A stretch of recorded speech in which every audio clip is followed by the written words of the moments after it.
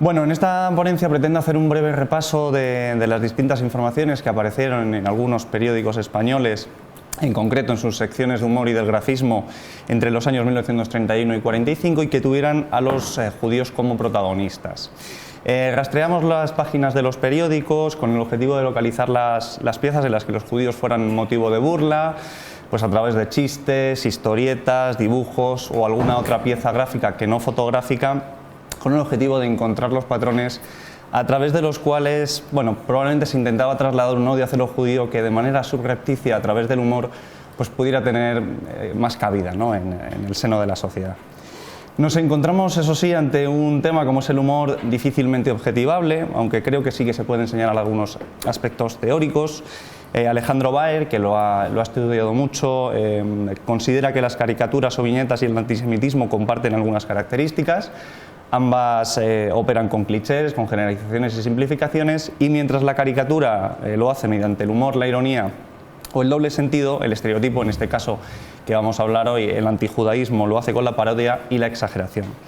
Trataremos concretamente sobre lo que Simon Weaver ha definido como humor humillante, que es el que denigra, menosprecia o calumnia a un individuo o grupo social, y en que, aunque este autor acepta que el sentido del humor nunca es inequívoco, porque el humor es polisémico y la interpretación puede variar dependiendo del receptor, el humor racista se puede considerar un término descriptivo, podríamos decir un término objetivo, y el humor que emplea lenguajes raciales, como el que veremos ahora, ya sean biológicos o culturales, potencia evidentemente estereotipos y presenta la inferioridad de un grupo determinado. Hay que tener en cuenta, y esto lo vamos a ver varias veces a lo largo de la presentación, que el humor que se trasladaba en los años 30 y 40 no tiene absolutamente nada que ver con el actual. Probablemente no os haga gracia ninguna de las viñetas ni de los chistes que contemos, pero bueno, hay que entender que vivimos en un mundo muy diferente y hay que intentar evitar el presentismo. Simplemente mencionar que la prensa, pues evidentemente vive un mundo con cada vez mayor influencia en la opinión pública, y que vivimos los años 30-40, los de entreguerras y la propia Segunda Guerra Mundial, en el que la polarización social y el lenguaje propagandístico pues eran fundamentales. Bien, el diario ABC, el diario señero desde el año 1903 de la prensa monárquica, que todavía a día de hoy se difunde, uno de los periódicos más leídos, ya en los primeros meses de la Segunda República, incluyó un chiste en el que extendía la idea del judío usurero y avaricioso, y todos los tópicos y estereotipos que nos podemos llevar a la cabeza en cualquier momento. Es la imagen que vemos en la parte izquierda. Aparecen dos mujeres judías que se encuentran por la calle, una de ellas vestida de luto, a la que la otra pues le pregunta el motivo. La primera se lo cuenta. El otro día, junto a la taquilla de un teatro, se le cayeron a un señor 2 duros en el momento en que tomaba el billete para el espectáculo, y mi pobre Jacob, el esposo, sucumbió en la refriega. Este mismo chiste aparece en otras dos notas que no vamos a comentar hoy, exactamente el mismo chiste, cambiando simplemente los nombres. En vez de Leví es Jacob, y en vez de Jacob es Leví, y en vez de las mujeres no tienen nombre, en otros sí que tienen nombre, pero se repite exactamente el mismo chiste. Luego, pasados unos años, ya antes de llegar a la Guerra Civil, en 1936, en el mes de junio, ABC Madrid llevó varios cuentos judíos. No vamos a contar todos porque fueron 4 o 5, vamos a contar dos de ellos. En ambos se hablaba sobre la consabida avaricia de los judíos. En el primero de ellos, que es el que tenemos este es el par de cuentos, lo tenemos en la parte central de la pantalla, Salomón es un judío muy avaro, y su hija le lleva a su hija un sermón en el que un sacerdote, entendemos que cristiano, pero no se aclara en la nota, predica contra la avaricia y otros vicios. Salomón se encuentra tan conmovido que, calculando que todos sentirán su propio impulso de entregar sus bienes a los pobres después del sermón del cura, se detiene a la puerta de la iglesia y se pone a pedir limosna. El segundo cuento se refiere de nuevo a la consabida avaricia de los judíos. En este caso, Abraham, un judío, se encuentra agonizando. Su esposa Rebeca pues tiene que salir de casa, hacer sus recados, etcétera, etcétera, pero antes de partir le dice: Abraham, si te sientes morir, no dejes de apagar la vela. El segundo, bueno, es curioso, ¿no? El segundo par de cuentos, que no está en pantalla, trataba de nuevo sobre la relación entre la avaricia, la relación de los judíos con el dinero. Y en el primero de ellos, dos judíos, Salomón y Leví, se preguntaban mutuamente cuánto se gastaban en ir diariamente al trabajo en transporte público.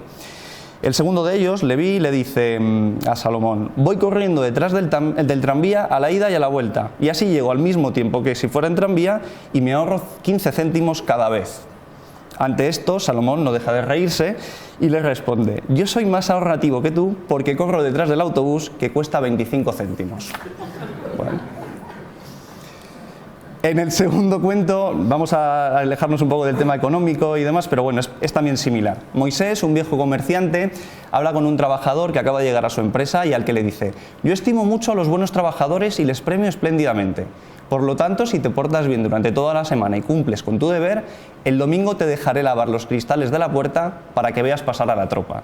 Aquí, además de la constante vinculación con el dinero, quizá judío empresario, etcétera, etcétera, creo que se deja ver un poco la idea de la supuesta maldad de los judíos en posiciones de superioridad respecto a los cristianos. Como decía, tengo más ejemplos de cuentos judíos, pero no quiero extenderme. Ya en los años de la Segunda Guerra Mundial, en concreto en el mes de agosto de 1942, aparece una viñeta también en ABC, la que vemos en la derecha de la pantalla, se titula Judíos. El personaje judío es el de la izquierda, que es verdad que tiene una nariz ancha, grande, pero no es el tipo de nariz que veremos después, a continuación, que sí que es más el mito del judío estereotipado, ¿no? Se dirige al dependiente, que es el personaje de la derecha, al que le pide una ratonera en la cual el ratón se muera antes de comer el queso. Lo que para el periódico no deja de ser otro ejemplo más de ese supuesto carácter avaricioso, usurero por parte de los judíos. Vale. Bueno, el diario Ahora, por muy sorprendente que sea, es un periódico, podríamos decir, centrista, liberal, ahí se mueve, no es un periódico como ABC, pues bueno, monárquico, de derechas, en lo textual fue a veces bastante antijudío. Y bueno, en el humor pues también lo ha trasladado. Pero el diario Ahora fue un periódico que se preocupó además por lo que sucedía en Alemania con los judíos, etcétera, etcétera, de manera además bastante objetiva, sin entrar en mucho detalle. Pero aquí no fue muy diferente, como vamos a ver a continuación, en cuanto a los temas y tampoco en cuanto a las formas. En 1931 se publicó el dibujo, la viñeta gráfica que vemos en la parte izquierda. Aparecen dos personajes judíos paseando por la calle. Se titula Entre judíos y en los bocadillos un personaje le dice al otro: aunque no te lo creas, Abraham, yo tenía una lombriz solitaria de 13 metros y medio de largo. A lo que Abraham respondía: ¿a cuánto el metro? De nuevo, como vemos, pues una nueva alusión a lo que les interesa es la capacidad de tener, el dinero, etcétera, etcétera. Por otro lado, este periódico contaba con una sección que es el ejemplo clarísimo, y ahora lo veremos, de ese humor de la época, por llamarlo de alguna manera, en el que trataban cuestiones normalmente de política en forma de chistes, historietas breves inventadas o chistes de no excesiva longitud, de los que vamos a comentar alguno de ellos. En el año 1934, es la segunda de las notas que vemos en pantalla, apareció este tema en la croniquilla, aludiendo al entonces alcalde de Madrid. El alcalde de Madrid entonces se llamaba Pedro Rico, y un contertulio, de una tertulia en la que se encontraba el político, le informaba de que el apellido Rico es característicamente judío, a lo que el político le replicaba: judío y rico es perfectamente compatible y desde luego muy frecuente. Como vemos de nuevo, otra alusión a el dinero por parte de los judíos. En otra croniquilla aparecida poco después, que no está en pantalla, se señalaba que Edmundo de Rothschild había hecho una aportación a una asociación cristiana. Dado que el personaje era judío, pues le preguntaban que por qué hacía una aportación a una asociación de este tipo, es un poco extraño, ¿no? Y Rothschild decía: por espíritu de justicia, si los cristianos no fueran como son, ¿tendríamos los judíos el dinero que tenemos? Bueno. En otra ocasión publicó otra nota, la tercera que vemos en pantalla, titulada Imposible. Era un cuento que supuestamente contaba el francés Pierre Laval, que entonces era ministro de Asuntos Exteriores en Francia y después se convertiría en un político muy importante en la Francia nazi, en la Francia de Vichy. Bueno, que creo que es importante contar prácticamente entero. Se encuentran dos judíos en la cárcel y sostienen el siguiente diálogo. ¿Por qué estás aquí?, pregunta el primero al segundo. Por robo en la banca Lang, le dice. Dice: ah, eres tú, le dice el primero. Dice: sí, soy yo. ¿Y tú quién eres? Lang. Dice uno de los contertulios del señor Laval: pero esto no puede ser. Nunca se ha visto a un banquero judío en la cárcel. Aquí lo que vemos es que el judío es a la vez banquero, es a la vez ladrón, pero a la vez vemos como la gente tiene la idea de que es capaz de evadir la cárcel a pesar de ser un evidente delincuente, ¿no? Poco después, en la misma sección, la cuarta nota que vemos en pantalla, se volvía a hacer alusión al afán de poseer, de tener propiedades, en este caso es un poco extraño, un poco raro el tema, por parte de los judíos. En este caso es un muchacho, un niño. Se trata de... están en Polonia, en Varsovia, y se encuentra el mariscal Piłsudski, que es, bueno, no voy a entrar en detalles, pero un líder de la independencia polaca. En aquel momento lleva un gobierno más o menos dictatorial, fallece apenas un mes después de que aparezca la nota en este periódico. Se encuentra con un muchacho que de manera un poco extraña está paseando por allí, por los jardines del palacio presidencial, y dice el chico, pues me paseo, porque le pregunta a Piłsudski qué hace ahí, ¿no? Y de repente el chaval echa a correr y empieza a gritar, mueran los judíos. Le llevan a Piłsudski y le dice Piłsudski, pero chico, ¿tú qué eres? Dice, judío. Dice, pero entonces, ¿por qué haces eso? ¿Por qué dices mueran los judíos? Dice, porque me dan una bicicleta. Como vemos aquí, ya el tema de la avaricia se proyecta incluso hacia un niño, ¿no? No pasamos. Desde la croniquilla también se trataron otros temas, como por ejemplo el del sionismo. Lo hacía refiriéndose, cito textualmente, a una reunión de literatos de la emigración de israelitas hacia Oriente intensificada en estos últimos años. Estamos en los años 30, después del año 33, era evidente, ¿no? Uno de los que formaban en el círculo de amigos, de acusado perfil semita, entendemos que clara alusión a la nariz, en general al físico del personaje, definía el movimiento nacionalista judío de la siguiente manera. El sionismo es un judío que con el dinero de un segundo judío envía a trabajar a Palestina a un tercer judío, y la definición, casi sobra decirlo, es de otro judío.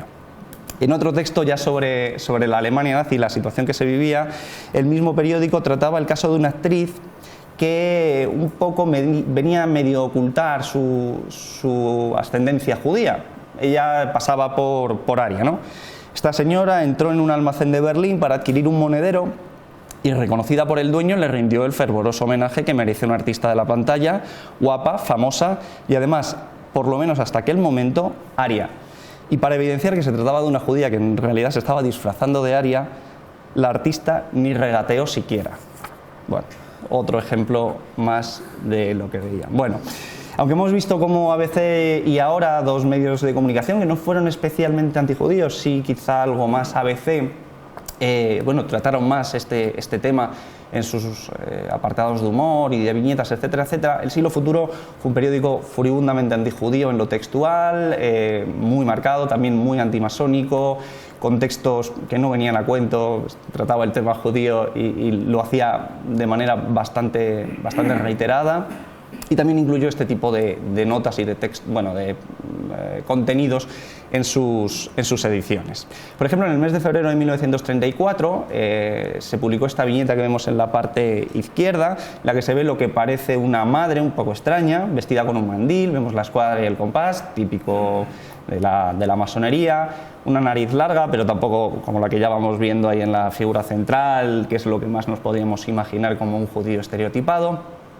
Y alrededor y de su mano vemos a algunos políticos españoles de la época. A la izquierda del todo se encuentra Fernando de los Ríos, después vemos a Manuel Azaña, el que está allí medio oculto entre la madre y el segundo personaje seguramente sea Diego Martínez Barrio, pero no estoy seguro, el de medio es Santiago Sales Quiroga y el de la derecha del todo están haciendo además una burla del personaje, yo creo que es Indalecio Prieto, una persona que tenía una obesidad llamativa y le han hecho una especie de dibujo entre cerdo, no sé si se ve bien en pantalla, bueno, entre cerdo y humanoide, ¿no? Bueno, esta viñeta se titulaba ¿Verdad que sí?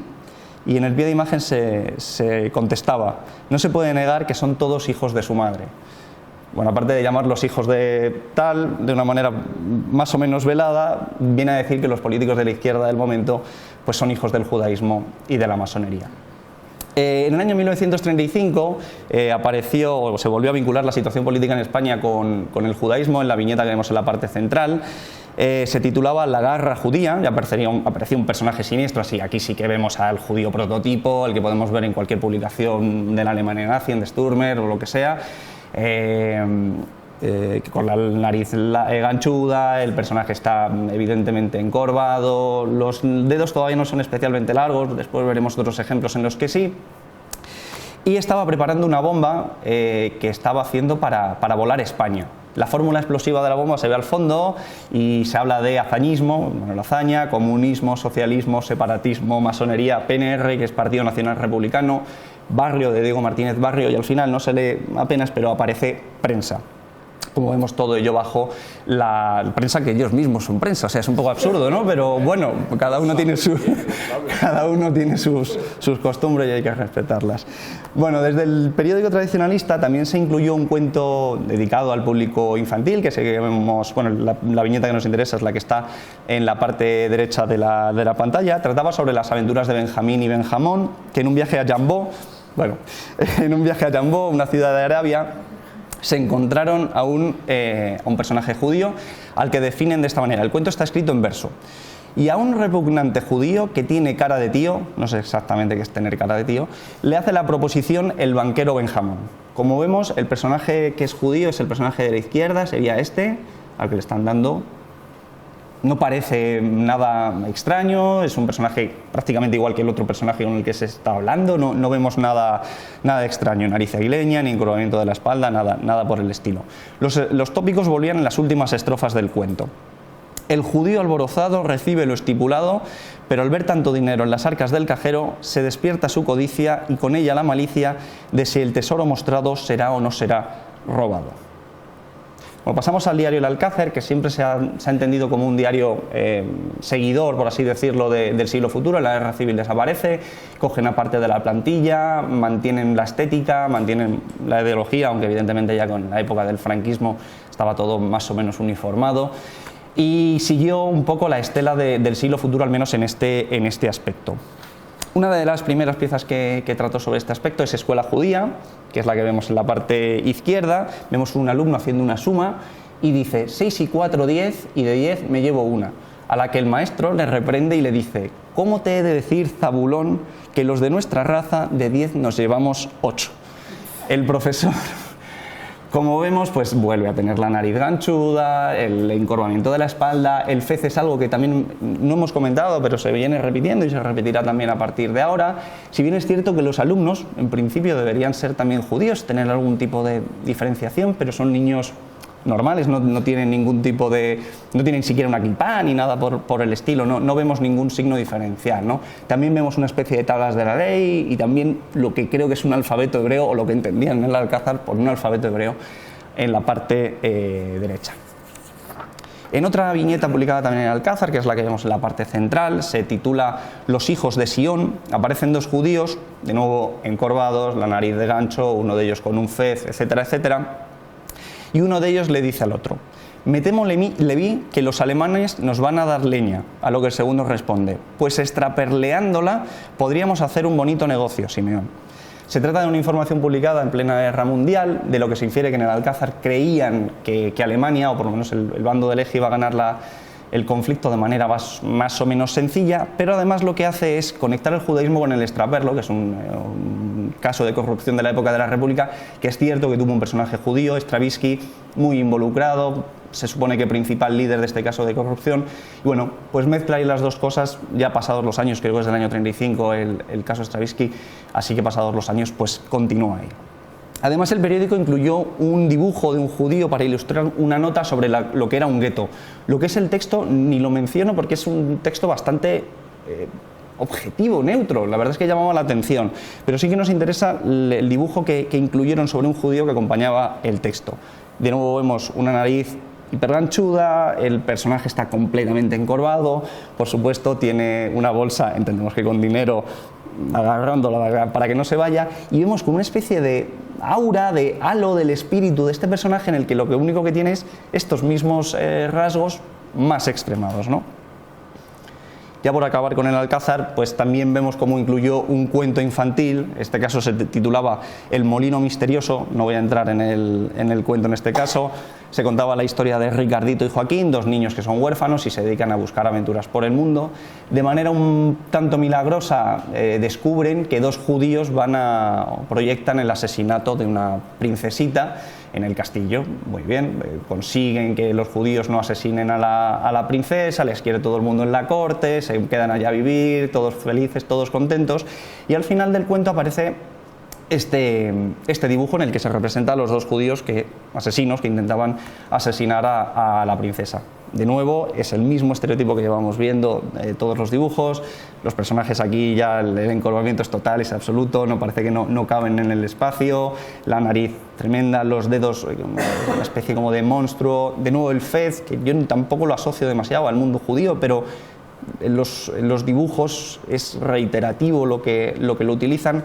Pero bueno, vemos, como digo, un ejemplo más. Y ya por último, para acabar, un periódico como Solidaridad Obrera, un periódico que no tiene nada que ver con lo que hemos visto hasta ahora, es un periódico anarquista que trató también sobre el tema de los judíos en la Alemania nazi, que lo hizo de manera más o menos constante, no tanto como otros, pero que se preocupó al menos. Y una de las primeras referencias que tenemos es la imagen de la izquierda, en la que se refería a la postura del primer ministro británico, Neville Chamberlain, respecto a una salida de evacuación para los refugiados judíos de Alemania, en general de Europa, en 1938. Hay que tener en cuenta que estamos en plena época de apaciguamiento por parte de Chamberlain respecto a la Alemania nazi. Se acababa de conceder permiso de alguna manera para que el Tercer Reich invadiera los Sudetes checos. Iba todo a degenerar apenas un año después, menos de un año después, en la Segunda Guerra Mundial. Y aquí vemos a Adolf Hitler propinándole un puñetazo y diciéndole: con qué pobrecitos judíos, ¿eh? Se refería exactamente a los intentos por parte de Chamberlain de buscar una salida para los refugiados por parte del líder británico, a la vez que estaba llegando a acuerdos con el propio Adolf Hitler, ¿no? Desde el propio diario anarquista también se llamó la atención sobre la situación que vivían los judíos en Alemania, como en la viñeta que vemos en la parte central. Es una figura humana, un poco sin forma, un poco amorfa, pero es un ser humano que está clavado en una esvástica con el título «Muerte a los judíos». Aún así, Solidaridad Obrera, por muy diario anarquista que fuera, no dejó de caer en los estereotipos que hemos venido viendo, e incluyó también un cuento judío como los que veíamos antes en ABC. Se encontraban en una tertulia varios personajes y decía uno de ellos: no hay para tanto, todo es hablar de lo mismo y finalmente todos somos iguales. Si no, hagan ustedes la prueba, tiren un duro al suelo y lo mismo cristianos que judíos se tirarán sobre él. Y contesta otro: sí, tiene usted razón, pero ¿que el duro se lo lleva al judío?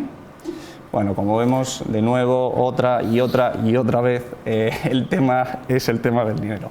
Bueno, para concluir, como venimos viendo, pues el humor que publicaron los medios de comunicación respecto a los judíos no se caracterizaba por la sofisticación ni la elegancia. Más bien utilizaron los mitos más manidos sobre los judíos. Les daban forma pues de lo que les tocara ese día, una viñeta gráfica, un chiste, una historieta para niños, etcétera, etcétera, para trasladar su imagen acerca de los judíos. En general, el tema más utilizado fue el de la vinculación con el dinero, en especial con la avaricia, la usura, pero como digo, en relación con el dinero en general. También hemos encontrado, en especial, pero no solo en los dibujos, alusiones al aspecto físico de los judíos, en especial ese encorvamiento de la espalda, la nariz ganchuda, los dedos largos, etcétera, etcétera, dando la sensación de que fueran un águila, un buitre, un animal un poco carroñero, ¿no? Y también hay que tener en cuenta las referencias a la vinculación con la política, en concreto con la Segunda República y evidentemente con los políticos de la izquierda republicana del momento, e incluso se les relacionó en varias ocasiones, y especialmente en secciones orientadas a niños, con la delincuencia, como hemos visto asesinos en los dos casos, ¿no? También de manera residual hemos visto temas como el sionismo o la situación en Alemania. Y hemos comprobado como medios de comunicación que en lo textual, en sus textos de opinión, etcétera, etcétera, como ABC, El Siglo Futuro o El Alcázar, fueron antijudíos de manera lineal constantemente, lo han sido también con el tema del humor. Nos sorprende más que un diario como Ahora, un periódico, como digo, liberal, en ocasiones, no digo positivo o a favor del judaísmo en unos años muy difíciles para esta religión, para esta cultura, no positivo, pero al menos sí neutro, sí que incluyó en las secciones de humor, vemos como ha habido numerosas vinculaciones, ¿no? En especial, como decíamos, pues en relación con la usura, la avaricia y la codicia. Y nada más. Muchísimas gracias.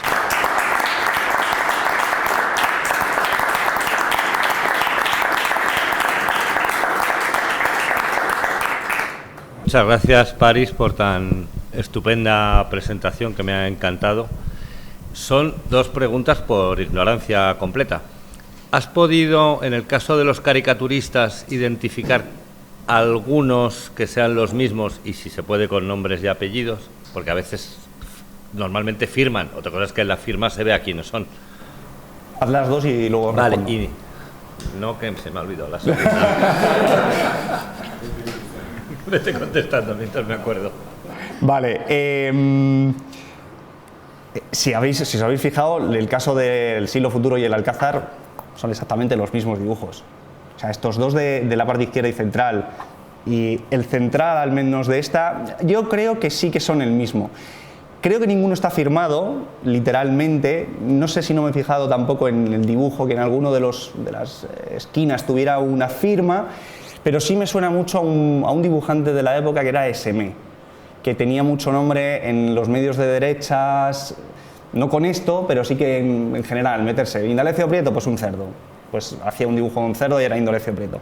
Y ese tipo de dibujos, en especial estos dos, el de la escuela y el de los hijos de Sion, sí que se parecen mucho al estilo. No están firmados literalmente en los periódicos, pero tendría que echarle un ojo y ver si a lo mejor en el dibujo, en una esquinita... Sí, a veces está incluso que no lo ves porque está dentro del... Yo qué sé, si están dibujando sí, un paisaje, que esté es por una aquí... piedra, y si te fijas más es la firma o la rúbrica o como se llame. Bueno, yo de cosas de caricaturas de la prensa sefardí que tomaba de la prensa turca, a veces la firma ni siquiera se veía como firma, sino como parte del dibujo. Allí, como hay mucha tradición y de estudios sobre la caricatura en Turquía, se podían identificarlos con nombres y apellidos, hay mucha bibliografía. Y la otra es, claro, tú has traído aquí hasta 1945. ¿Le has echado un ojo a ver si cambia algo después del 45? He echado un ojo antes. Y antes, en los periódicos, porque había periódicos, mucho periódico humorístico que hoy en día no tendría mucho sentido, pero casi todos los chistes son del tipo de los primeros que veíamos. De la mujer se tiene que ir de casa y apágame la vela. Mucho de envío de la gente, que la gente podía enviar sus chistes y se repetían unos a otros, y el otro, digo, pero si esto ya lo he leído 10 veces, o sea, no sé qué tipo de gracia tiene eso, ¿no? Después no le he echado un ojo. Lo digo, pues la caída en desgracia de Muñoz Grandes, el alejamiento de las posturas filonazis y estas cosas. Pienso, los otros no sé cuánto durarían, pero el Alcázar era pequeño. El Alcázar hasta el 85 creo que sigue. Entonces, por ver si en algún momento hay, no sé, si cierta autocensura o contención. Si hubiera censura o autocensura, sería precisamente, de hecho no hemos encontrado nada, en los últimos años de la Guerra Mundial. A partir del 43, de principios del 43, España da un vuelco en su relación en general. No hemos encontrado, ahí sí que no hay. No hay. O en estos periódicos que hemos estudiado no he encontrado nada. Podría ser autocensura o censura gubernamental, pues podría ser. No autocensura, sino simplemente que ya empieza a ser otro tema candente. Se han liberado los campos, la cosa ha llegado a otra dimensión. Están los juicios de Nuremberg, yo qué sé, como aunque solo sea para decir, si seguimos pensando esto, pero esto no lo saques, por ejemplo. Pues a partir del 45 no lo he visto, pero sí que es un hecho que a partir de ya mitad del 42 no sale nada. Muchas gracias.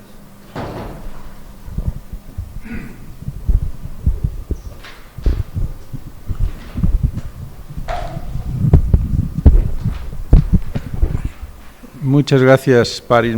También me sumo a la felicitación de Aitor. También me ha parecido muy curiosa tu presentación y me ha hecho reflexionar algo que he pensado muchas veces, y es el sentido del humor, ¿no? ¿Para qué sirve el humor? ¿Por qué hacemos chistes, ¿no? Está claro que uno de los motivos es claramente humillante, derogatorio del otro, cruel, y eso todos lo rechazamos y no nos parece bien. Pero hay otro sentido del humor, que es el humor de situaciones exageradas, que sabemos que no son verdad y por eso nos reímos de ellas, porque sabemos que no son verdad, porque sabemos que son muy exageradas y situaciones exageradas. Pero claro, el problema es cuando afecta a determinadas personas, cómo tratar esta cuestión tan delicada, porque por una parte inevitablemente nos reímos porque las vemos de otra manera, porque no las vemos humillantes. Si las viéramos humillantes no nos causarían gracia.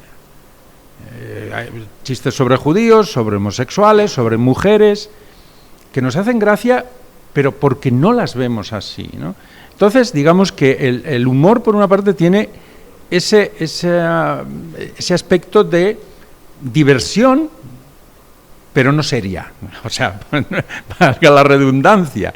Es decir, reírnos de situaciones, pero sabiendo que no son verdad, ¿no? Entonces, no sé, en fin, esto lo he pensado muchas veces. De ahí que, por ejemplo, haya mujeres que se rían de chistes machistas, porque no los creen, porque saben que no es verdad esa situación. Incluso conozco homosexuales que se ríen de chistes homosexuales. Es que barbaridad, ¿no? Pues lo hacen porque lo consideran como, bueno, una broma simplemente, no los toman en serio, obviamente. No sé. Es un poco, yo creo, la teoría del posthumor, ¿no? Es eso de, siendo homosexual me puedo reír de chistes homófobos, es un poco el paroxismo del humor, ¿no? De darle la vuelta y decir, pues me enfrento a él, vale, pues tú te intentas reír, pero yo que sí que pertenezco a eso, pues me estoy riendo. Entonces, ahora, tu objetivo, que era hacer mofa de mí, ¿dónde queda? Yo creo que tiene que... Yo siempre digo, si se cuenta un chiste y no nos reímos todos, no es divertido, porque ya no cumple la función. O sea, el chiste es para reírnos todos, y si alguien se siente ofendido, obviamente no está cumpliendo esa función. Bueno, estoy diciendo piedades, ¿no? Pero bueno. ¿Tengo tiempo un segundo? Y lo que me ha sorprendido es que, siendo la época que es, bueno, me ha encantado también, no tiene fin y es precioso, la época que es, y se supone que España era un país católico, no hay ninguna alusión al hecho de que los judíos mataron a Cristo. No solamente eso, sino que en el momento que aparece un judío, está crucificado, como un Jesucristo, y esto enlaza con todo lo que fue la iconografía de incluso a Jesucristo considerarlo un judío, que es lo que hicieron los nazis, que no eran religiosos, y para ellos Jesucristo también era un ser absolutamente abominable, y aquí aparece crucificado en una esvástica. Pero que no haya ninguna alusión es interesante, porque no es cierto quizá que España haya sido un país tan católico de base. Era institucionalmente católico, pero todavía tenemos fama de ser un país muy católico, y creo que somos de los más laicos que existe. Es cierto que en el humor, en las viñetas, en lo que hemos visto hoy, no hay referencias.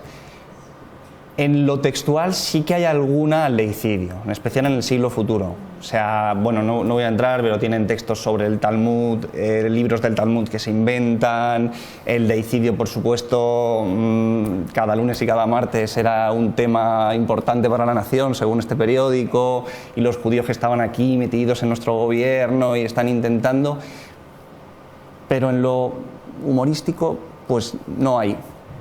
Pero sí que hay una tradición en lo textual, sí que es un tema que sí que se saca y es continuo. No sé si habéis visto la viñeta del Roto hace poco en la Feria de Venecia, en la que aparece un stand con una instalación que son todo ruinas y se titula Arte Israelí, que me parece ofensivo para los artistas israelíes que justamente no están en esa línea. ¿Conoces la viñeta? Sí, me suena. El Roto es maravilloso, pero el Roto tela poner una viñeta que titula Venecia, Feria de Venecia con Arte Israelí.